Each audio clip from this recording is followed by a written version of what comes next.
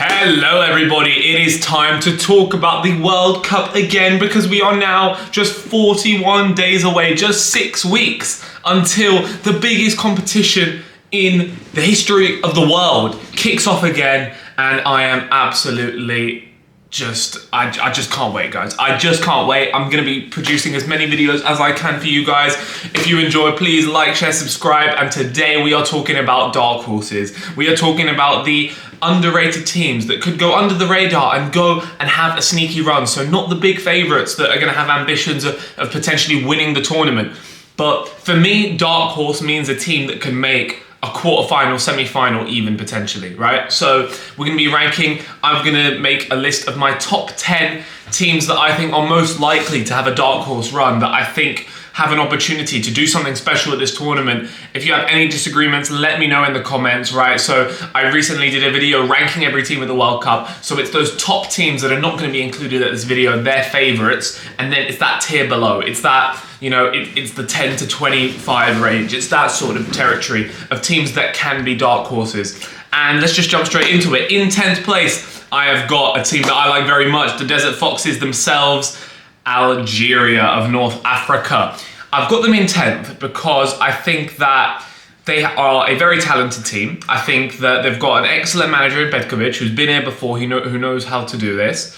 Algeria haven't been at the World Cup since 2014, where they made the round of 16 and they lost to eventual champions Germany in extra time, playing very, very well in that game. And I think this could be their opportunity to do something. I think that the squad, Ibrahim Maza, Haj Musa, Amoura, Guiri, that front four, if it's them four, in fact, well, obviously Riyad Mahrez, obviously, but I wouldn't start him, but I think he probably will start. And I think Algeria, that attack is sensational. Now, they have got injury issues. Luka Zidane's just got injured, so in the goalkeeper position, it might be a problem.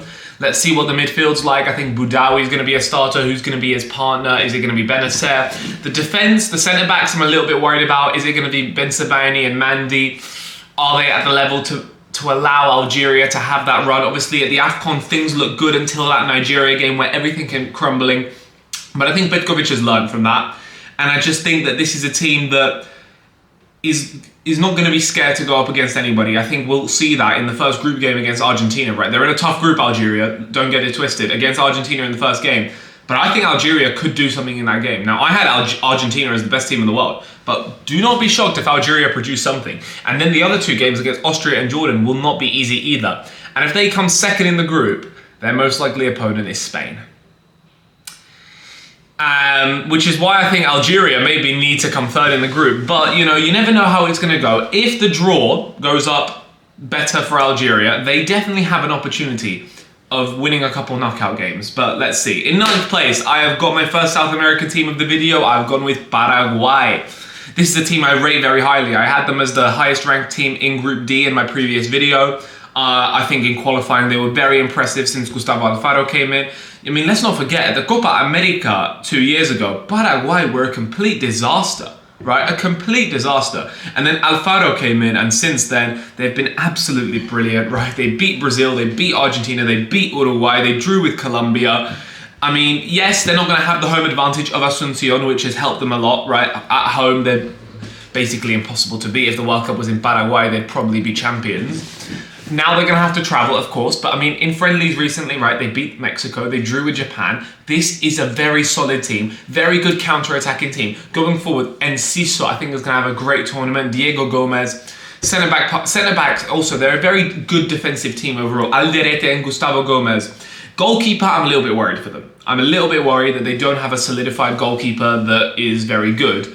But I think that they can do so. I think they can do something at this tournament. I think a lot of people are overlooking Paraguay. I don't think people know how good this team is, how good they were in qualifying, and I think that they could definitely top their group. And if they do that, there's a very good pathway to a quarterfinals. So that's why I have them 9th, because I think I'm very high on them actually, and I'm actually the highest on them out of all the Group D teams. Let's see what they can do, and I think they're going to entertain. I think they play very high-flying, energetic football.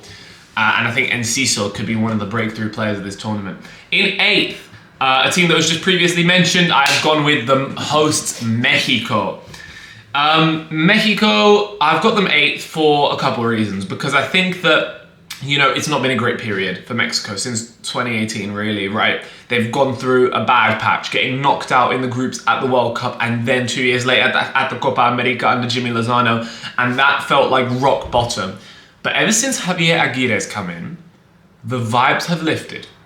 This is for a number of reasons. Obviously, they won the Gold Cup.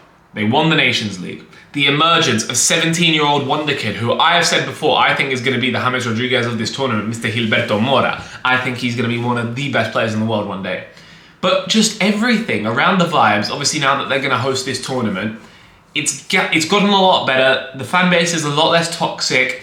And I think that Mexico's results in the past couple of windows have been pretty impressive. So, drawing to Portugal at the Azteca. So I think that they've got a tough group. Like the Group A is not a walkover, but I think Mexico will win that group. They have got a tough pathway. If they win the group, they're not on an easy side of the draw.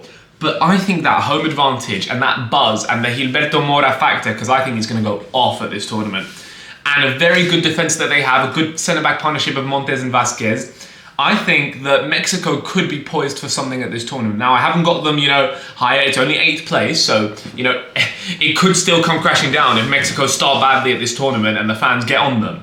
But do not be surprised if Mexico produce something, and I will be rooting for them to produce something. Obviously not against the Czech Republic, but I'm feeling good about this team now. Way better than I felt going into the last World Cup anyway.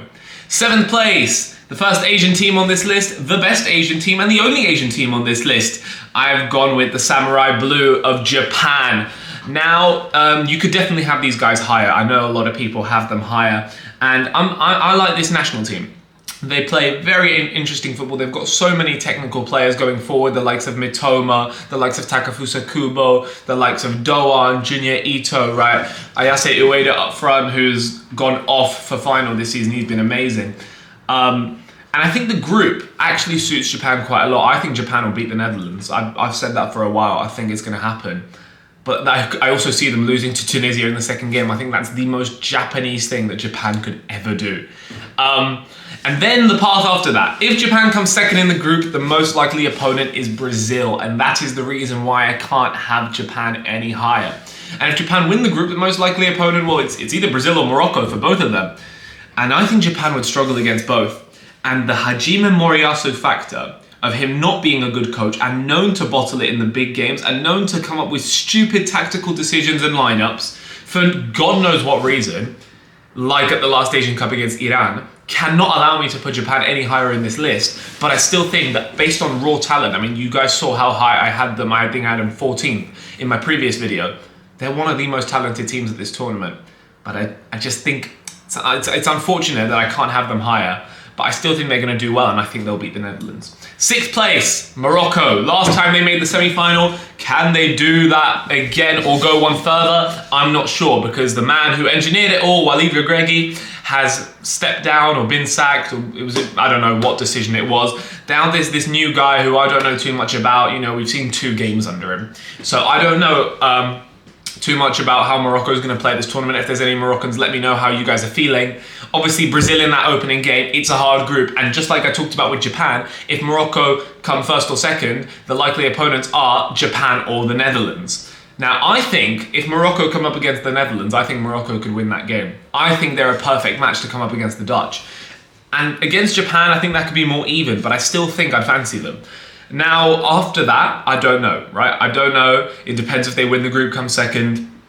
I think that defensively, they're going to be one of the best teams at this tournament. I think they're going to be very strong. I think the problem is goal scoring.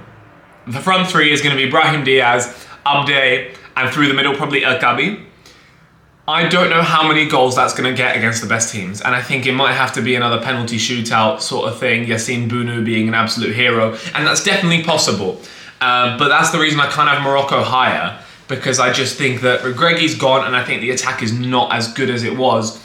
As good as the other teams on this list, really. But I definitely think Morocco could 100% find themselves in another semi-final. All these teams on this list, Algeria, I don't know, Paraguay, probably not, but I think all the other teams on this list, I could see in a semi-final if everything clicks. Just like in 5th place, first European team, I've got the Swiss. criminally underrated, permanently underrated. Yakin is a fantastic manager. They've got very good underrated players. They've got Granit Xhaka in the midfield, who's just had a fantastic Premier League season. The likes of the wingers of Ruben Vargas and Dan Ndoye. At club level, not the best, but when they put on that Swiss shirt, they turn it on. At every single tournament, Switzerland, always underlooked, always underrated, and they always come up and do something crazy. At the last Euros, they beat Italy, right? They knocked out Italy. At the last World Cup, it wasn't that great, to be honest, but they played a very close game with Brazil. Let's not get that twisted. And the World Cup before that, they actually drew with Brazil. I think that defensively, they're strong. I think they're just a very well-organised team, very well-disciplined, well-drilled. I think they've got a good group as well. I think they will win that group for sure. What happens after that, we'll see what the path looks like. But I think the Swiss, we just saw them in a friendly against Germany. They looked very good. And counter-attacking, they're very solid as well. Last Euros, remember that England game? They really, really could have beaten England and could have found themselves in the Euro semi-final. So I have to have them fifth. Just above them, I've got another European team. Everyone's favourite dark horse, Norway. Stacked with attacking talent. Haaland, Sørloth, Odegaard, Nusa, you name it, they have it. In qualifying, absolutely incredible. Scored the most goals in all of UEFA qualifying. Everybody's super high on them. They are in the group of death, that's one thing. But they will make it out of it, even if it is in third place.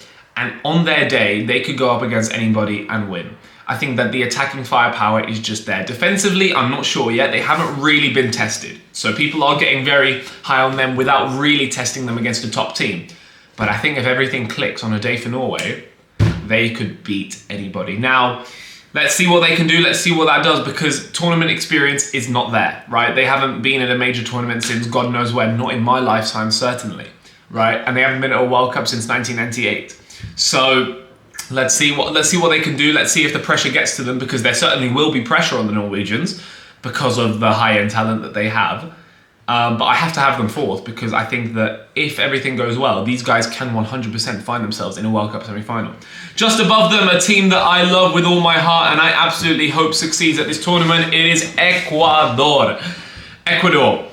Under Sebastian Becasese, who I think is the one man holding back this team, and the fact that Ecuador can't score goals is also holding back this team, but I think they are the best defence in international football. Pacho, Hincapié, Ordóñez, and then whoever the fourth one's going to be, or are they going to play a back five, who knows? Moises Caicedo just in front of that. It's the attack. If Ecuador lock in and actually want to attack and score goals, they're going to be so scary at this tournament, and I think Germany need to be worried in the groups. And I think Ecuador, on their day, can really go up against anybody. I mean, at the last Copa America, they only lost to Argentina on penalties, and they had a golden chance right at the end where they could have knocked out Argentina and found themselves in the semi-final of a Copa America. But let's see, because Ecuador have a bottle gene in them, or not really a bottle gene, but just an underwhelming gene. Historically, Ecuador have not been a powerhouse in South America, and, you know, they're not a Uruguay, a Colombia, a Chile. They haven't really done anything in football. And when you always feel like it might be their time, it's usually not. But I have high hopes. I have high hopes. I love this team. I love my boy Preciado. I will be rooting for them in every single game of this tournament. And I think if everything goes well, this is a semi-final potential team, 100%. Just above them, African champions, the real African champions, Senegal. These guys, I think, are going to be out for blood. I think they are. Sadio Mane's last tournament, fantastic squad, great manager in Pape Thiaw. Now off the back of an AFCON win that's been taken away from them, but it's still theirs. They have the trophy, they have the medals. I think the decision will probably be overturned by the Court of Arbitration for Sport anyway. But the fact that it wasn't, the fact that now Morocco are the champions, I think that's going to give Senegal even more fire. I think there's going to be so much desire in that team. I think that the talent is there. I think going forward, is it going to be Mane, Ndiaye and Jackson? Where's Ismail Assar going to play? Ibrahim Mbaye coming off the bench. You know, Diouf at left back, I think is going to have a great tournament. You know, I think that this team, Pape Gueye, how great was he at the AFCON? And I think they could do it all over again. And I actually have this team minimum in a quarterfinal. But I don't know, I need to do my full predictor based on how my matchups are going to go. But I think these guys have real semi-final potential. I love this team so much. I'm very high on them. And I'm glad they served justice at the AFCON. And number one, it comes as no surprise to anybody because I love this national team, Colombia. I think these guys will still be the dark horses of the World Cup. It was a disappointing window in March, But I just love this team. I love the way they play. I think that the attacking football, I think that, you know, the players that they have, Luis Diaz, the form that he's in right now. If James can find Copa America James, it's going to be so fantastic. Richard Rios in the midfield, right? Luis Suarez up front. Nestor Lorenzo in the dugout. I think he's a good manager. We saw at the last Copa America how dangerous they were, how electrifying they played. And I think these guys always play well in the US. They're going to be the home team in basically every single game. They've got so many fans there. I think that that's going to motivate them so much. And I think that, yeah, I think that's going to be a big advantage for Colombia. I think they're going to win the group ahead of Portugal. I've said that, hot take, I know. But I think the scary part is a potential quarterfinal matchup against Argentina. If Colombia can avoid Argentina, they could definitely find themselves in the semi-final. But against the Argentines, it's just a team they've never been able to beat. But I have hope. I think Luis Diaz could be the top goal scorer of this tournament. I think he's going to be incredible. And he always turns it on for Colombia, always. I think that the defense we definitely have to have question marks about. But when do you not have question marks over Colombia? We will always, no matter what the performances are, always have question marks over Colombia. But I think this is their moment. This is their last chance. Like, the squad is quite old overall. I think this is the moment for Colombia, and I can sense something special happening. And I just hope that it does happen. Let me know your thoughts in the comments below about all these dark horses. Like, share, subscribe, and tune into the upcoming World Cup videos. I'll see you guys soon.